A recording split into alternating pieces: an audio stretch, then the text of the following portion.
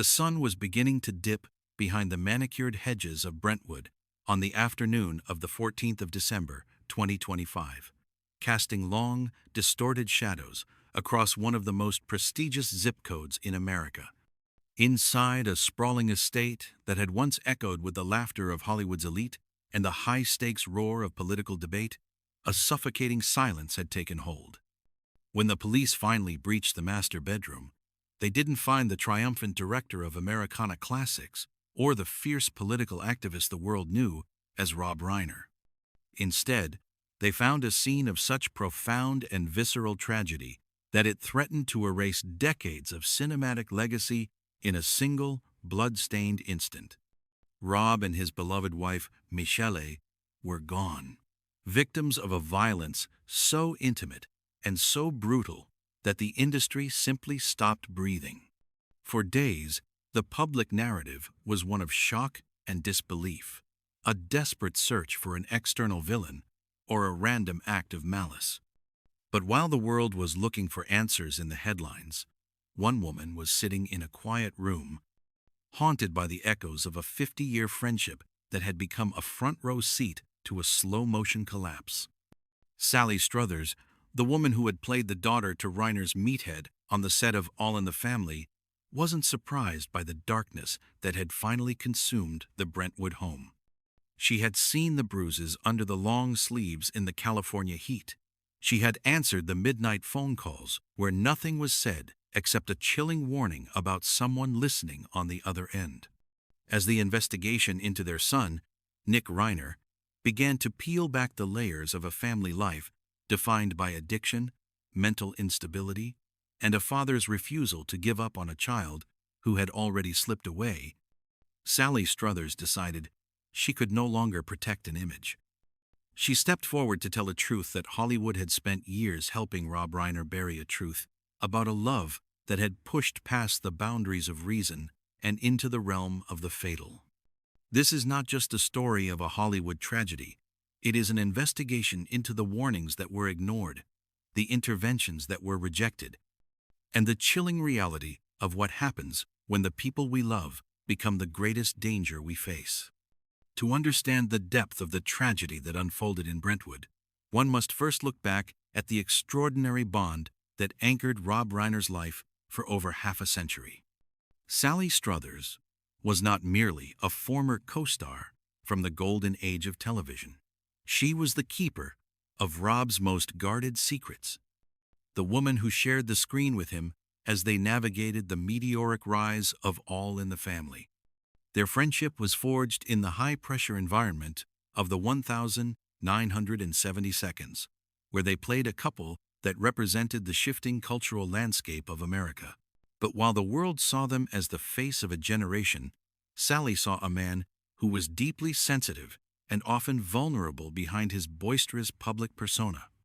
This bond lasted more than 50 years, characterized by a frequency of communication that most modern friendships lack, often speaking several times a week.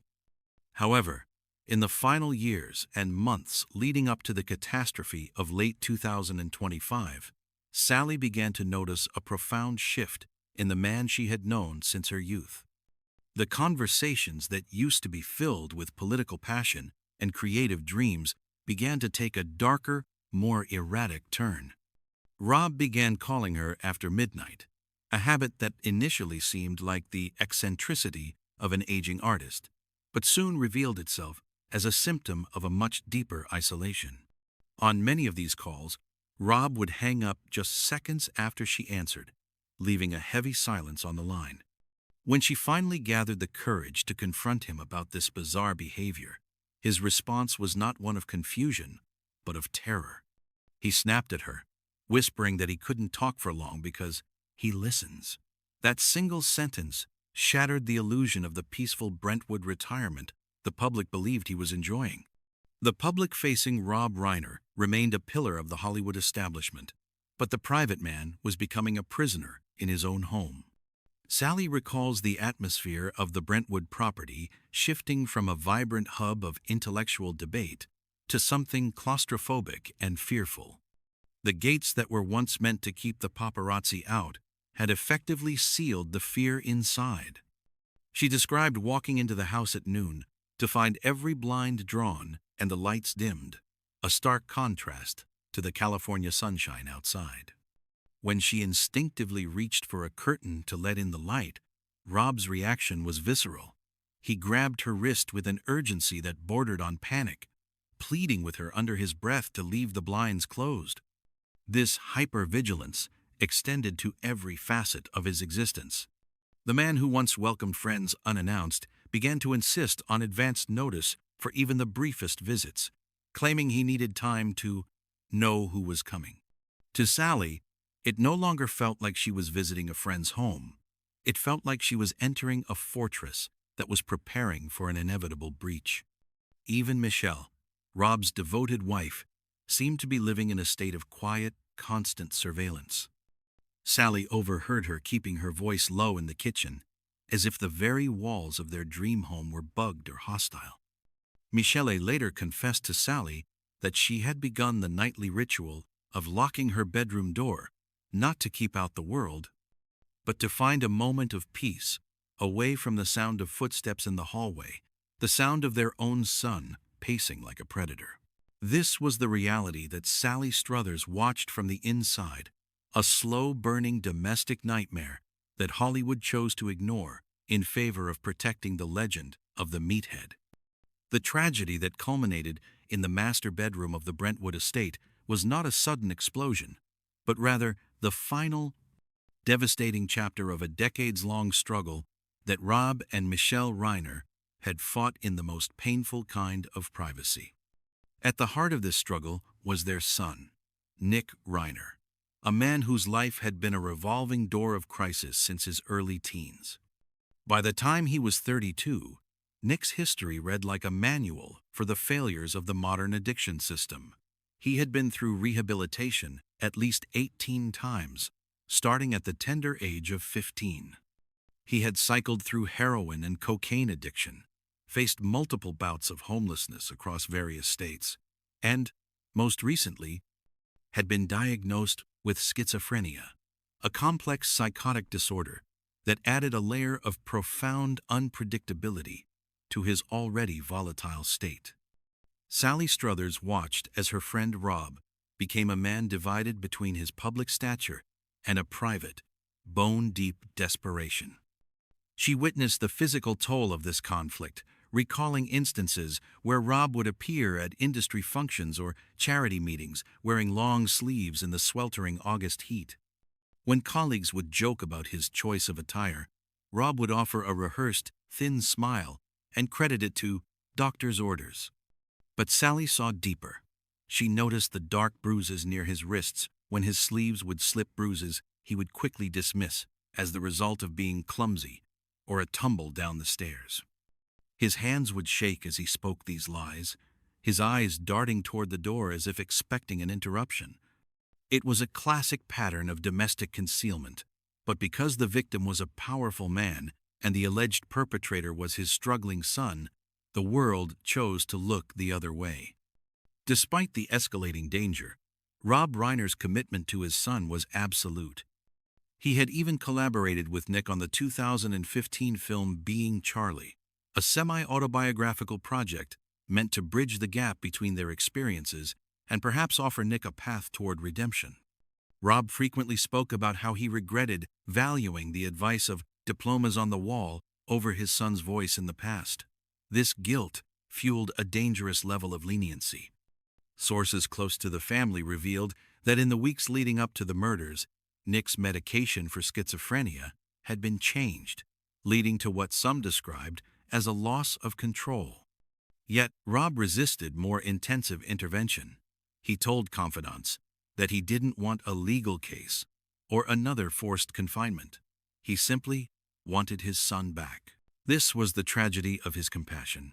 He believed that if he could just provide enough love and enough patience, he could reach the boy inside the man with empty eyes.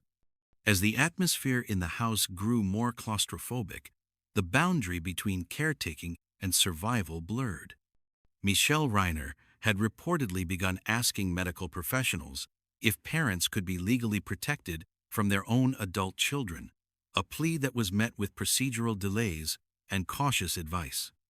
They were living in a cycle of apology and escalation, where every calm moment was just a precursor to the next explosion. To Sally, it was clear that the meathead was being destroyed while he fought to protect the person destroying him. This was the human truth Sally eventually felt compelled to share. That Rob Reiner didn't die out of weakness, but out of a love that had been pushed far beyond the limits of human safety. The air in Los Angeles on the night of Saturday, the 13th of December 2025, was thick with the manufactured cheer of the holiday season. At the home of comedian Conan O'Brien, the annual Christmas Gala was in full swing, a star-studded event that served as the unofficial closing ceremony for the Hollywood year. Among the A-list guests were Rob and Michelle Reiner, accompanied by their son, Nick. To any casual observer, they were a picture of familial resilience. Yet those who looked closer saw a family unit vibrating with an unspoken, electric tension. Nick Reiner's behavior that evening was described by multiple witnesses as freaking everyone out, while the rest of the gala was a sea of formal attire and polished networking. Nick appeared dressed casually in a hoodie and hat, often seen standing alone by a fire pit, smoking in silence. When he did engage, the interactions were jarring. Witnesses recall him moving through the crowd with an erratic energy, eavesdropping on conversations and leaning in to ask famous guests if they were, in fact, famous. At one point, he reportedly interrupted a private conversation between Saturday Night Live alum Bill Hader and Conan O'Brien. When Hader politely noted the privacy of their talk, Nick didn't retreat. He stood perfectly still, staring with those empty eyes, before suddenly storming off into the crowd. The social intrusions soon escalated into a public fracture of the Reiner family's carefully maintained facade. Sources confirmed that a very loud argument erupted between Rob and Nick, a shouting match that cut through the holiday music and left the A-list attendees in a state of stunned discomfort. While some accounts suggest the disagreement was fueled by suspicions that Nick had relapsed on opiates or heroin, others observed a father simply at his wits' end with a son whose mental disability was manifesting as open hostility. Michelle Reiner was described as looking visibly upset and embarrassed, her voice joining the fray as they tried to manage a situation that had clearly moved beyond their control. The argument ended as abruptly as it began. Rob and Michelle, perhaps realizing that the culture of silence could no longer protect them in a room full of their peers, made the fateful decision to leave the party. They were seen exiting the gala with Nick, a departure that many now view as the final time the couple would be seen alive by the community they had helped lead for decades. Investigators are now focusing on the critical hours following that exit, trying to reconstruct the timeline from the moment the car pulled into the Brentwood driveway to the early morning hours of Sunday, when the tension of the party curdled into a final, fatal act of violence. For Sally Struthers, the news of the party argument was the confirmation of her darkest fears that the meathead had finally run out of ways to shield his son from himself, and that the love he chose had led him directly into the heart of the storm. The tragic reality of what happened in Brentwood is made even more haunting by the revelations of those who tried to intervene before the silence became permanent. Among the most shocking accounts is the reported involvement of Tom Cruise, whose bond with Rob Reiner dated back to their powerhouse collaboration on the 1992 legal drama A Few Good Men. While Cruise is known for his guarded privacy, industry insiders and sources close to the production have begun to whisper about a desperate outreach that occurred as the situation with Nick Reiner reached a breaking point. According to accounts that Sally Struthers has helped bring to light, Cruise, who has long advocated for unconventional and intense approaches to personal crisis, reportedly went to the Reiner home under the pretext of discussing a future project. What he walked into was a domestic sphere on the verge of collapse. He allegedly witnessed Nick pacing and agitated, demanding access to financial resources that Rob and Michelle had finally begun to lock away in a last-ditch effort to force him toward sobriety. Those present described Cruz stepping in to physically de-escalate a confrontation, later telling associates that Nick's demeanor was chilling, his eyes empty, and devoid of the hesitation one usually finds in a family dispute. In the backyard of the Brentwood estate, away from the prying ears Nick suspected were everywhere, Cruz reportedly laid out a stark ultimatum for his old friend. He told Rob, "You are in danger here. This isn't manageable anymore." Cruz didn't just offer words. He proposed a logistical lifeline, paying for an elite, fully secured rehabilitation facility overseas where Nick could be supervised by professionals trained in both severe addiction and schizophrenia. It was a chance for Rob and Michelle to regain their home and for Nick to receive the kind of total immersion help that standard American rehabs had failed to provide 18 times before. But Rob Reiner, the man who had built a career on understanding the human heart, could not bring himself to use force against his own blood. He thanked Cruz, but declined the offer, famously stating, "If I force him, he'll never forgive me." This sentence, which Sally says broke her heart when she heard it, encapsulates the fatal flaw of Rob's final years. He believed that forgiveness was the only currency that could save his son, even as the danger grew. Cruz's final warning, relayed through urgent text messages as the December holidays approached, pleaded with Rob to take the threat seriously. Rob's replies grew shorter, insisting they were managing and that it was calmer now.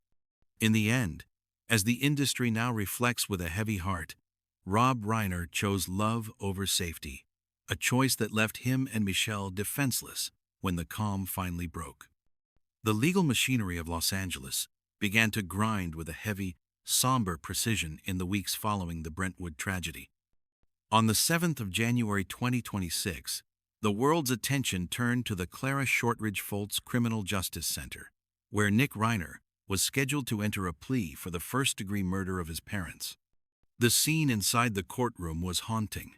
Nick, his head shaved and wearing brown jail garb, sat behind plexiglass, staring straight ahead with an expressionless gaze that many observers described as a continuation of the empty eyes reported by family friends. But the day's most shocking development didn't come from the defendant. It came from his high-profile attorney, Alan Jackson. In an abrupt and rare legal maneuver, Jackson, who has defended some of Hollywood's most notorious figures, announced his immediate withdrawal from the case. Outside the courthouse, amidst a frenzy of cameras and microphones, Jackson cited circumstances beyond our control that made it legally and ethically impossible to continue. Yet, in a parting shot that sent ripples through the legal community, he declared with absolute certainty that Nick Reiner was not guilty of murder under California law. This cryptic statement has led legal experts to speculate that the defense was pivoting toward a not guilty by reason of insanity strategy, a grueling and expensive path that may have been the catalyst for the case being handed over to public defender Kimberly Green. As the legal battle lines were drawn, Sally Struthers took a different kind of stand, aiming her grief and fury at the industry that had allowed this pressure cooker to explode. She spoke of a culture of silence that had permeated the Reiners' circle for years, a silent pact where agents, lawyers, and even close peers saw the red flags but chose to protect the brand of a beloved director instead of the safety of a family. Struthers noted that if Rob Reiner had been anyone other than a titan of Hollywood, the repeated emergency calls and the shouting matches at high-profile parties like Conan O'Brien's would have triggered an intervention long ago. Instead, the industry reframed the violence as mental health struggles or family growing pains, effectively gaslighting the victims into staying in a dangerous home.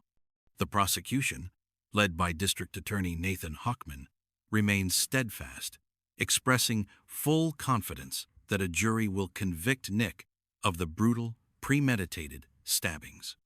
But for Struthers and those who saw the bruises under Rob's sleeves, the trial is only a postscript to a much larger failure. The truth, she insists, is that Hollywood's reluctance to call domestic abuse by its name, especially when the victim is a powerful man, became a part of the harm. By the time the silence was finally broken, it was too late to save the man the world knew as the meathead, leaving only a legacy of love that had been weaponized against itself.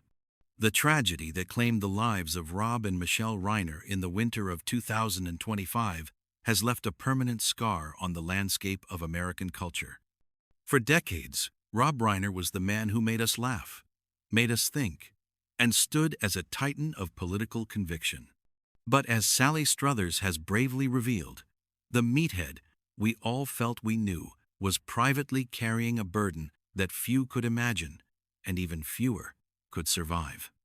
The investigation into that final night in Brentwood has forced Hollywood to look into a mirror it has avoided for years, exposing a culture of silence that protects icons while the humans behind them are being destroyed. Rob Reiner did not die as a symbol of a political era or a cinematic genre. He died as a father who believed, perhaps against all evidence, that love and patience could eventually win a war against addiction and mental illness. He turned down interventions from powerful friends like Tom Cruise and ignored the physical warnings on his own body because he refused to give up on a son he feared losing forever. In the end, that devotion cost him everything. His legacy is now clarified by the truth. His final act wasn't one of weakness, but of a love pushed far beyond the boundaries of human safety. As the court proceedings for Nick Reiner continue to unfold, we are left with the haunting question Sally Struthers posed to a room full of silence. How many warnings does love ignore before it becomes fatal? The story of the Reiner family is a stark reminder that power, wealth, and fame are no shield against the intimate terrors of domestic struggle.